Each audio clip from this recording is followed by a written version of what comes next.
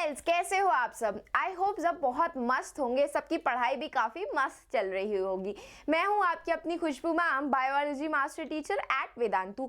तो भाई आप में से बहुत सारे बच्चों ने ना मुझे अपने टेक्स्ट सेंड किए थे इंस्टाग्राम पे भी, जहां पे वो मुझे बता रहे थे कि मैम मेरे मिड टर्म्स में बहुत ज़्यादा ख़राब मार्क्स आए, जिसकी वजह से मेरा काफ़ी सारा सेल्फ कॉन्फिडेंस जो है वो लूज़ हो गया है। ठीक है, तो आज ये आपका जो सेशन है ना, इसको प्लीज़ स्टार्ट से लेकर एंड तक वॉच करना। सिर्फ और सिर्फ मैंने स्पेशली आप लोगों के लिए रखा है, क्योंकि मुझे पता है आप लोगों में से बहुत सारे बच्चे ऐसे होंगे जिनका जो उन्होंने एक्सपेक्टेड रिजल्ट सोचा होगा वैसा एक्सपेक्टेड रिजल्ट उन्हें मिड टर्म्स में नहीं मिला होगा।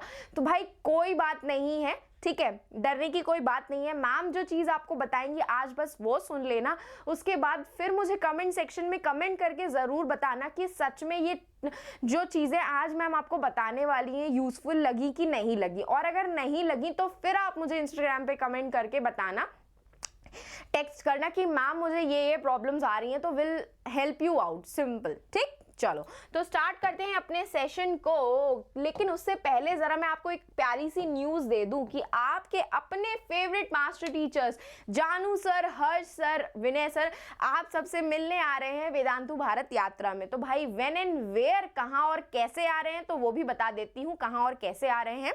तो कहाँ और कैसे वो ऐसे आ रहे हैं कि आज के दिन आप उनसे बेंगलुरु में मिल सकते हैं। HSR लेआउट में वेदांतु का ऑफिस है, वहाँ पे 3rd फ्लोर पे ये वेन्यू है आपका। 6 PM पे आप उनसे मिल सकते हैं आज के दिन पे ही।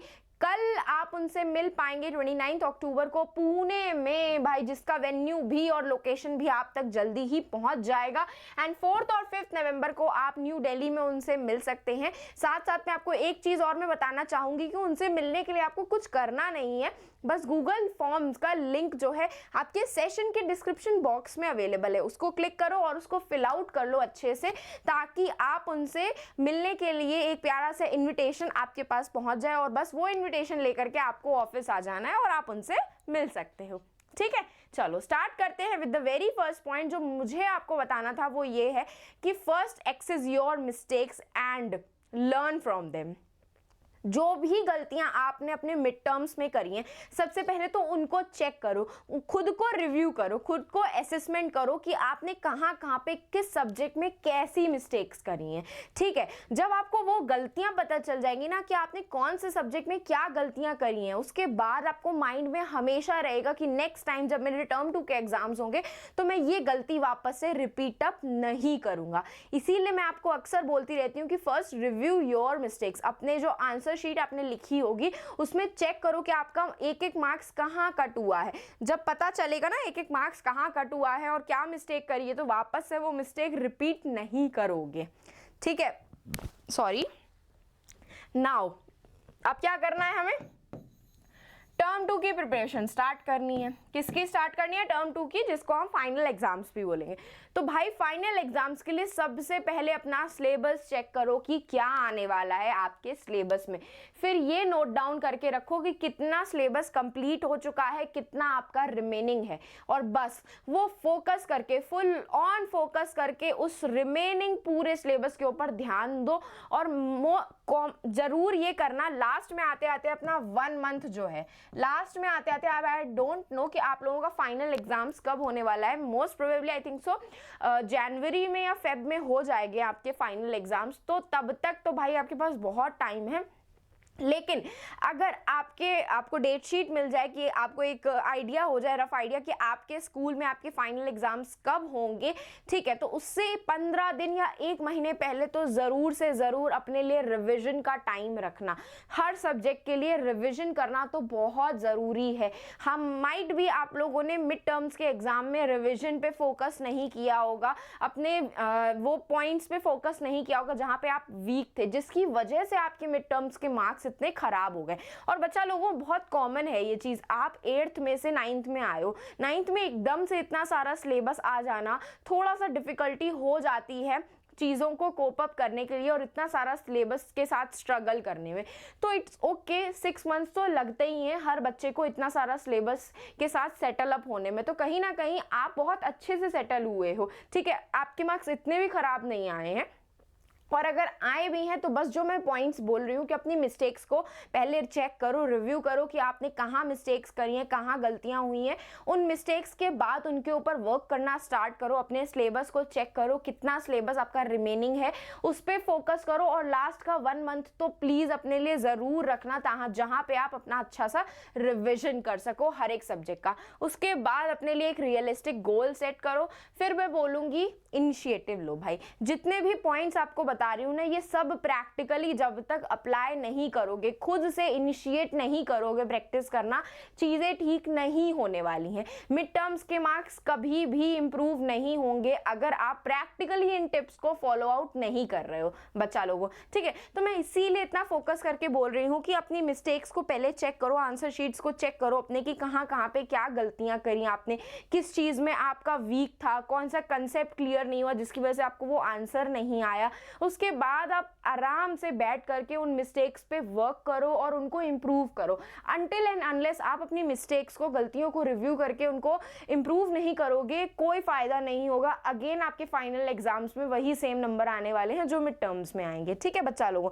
तो परेशान मत हो, कुछ नहीं करो, सबसे पहला स्टेप यही करो, आंसर शीट्स जो देखी थी उसमें चेक करो कि कहाँ पे गलतियां करी हैं, क्यों गलतियां हुई हैं, इनको आप इम्प्रूव कैसे कर सकते हो। जहाँ पे आपको पता चल जाएगा कि इनको आप ऐसे इम्प्रूव कर सकते हो, उसके बाद बस कुछ करना नहीं है, अपने आप ही फाइनल एग्जाम्स में मार्क्स अच्छे आने ही वाले हैं, ठीक है। और उसके बाद मैं know that everyone is on the same boat भाई।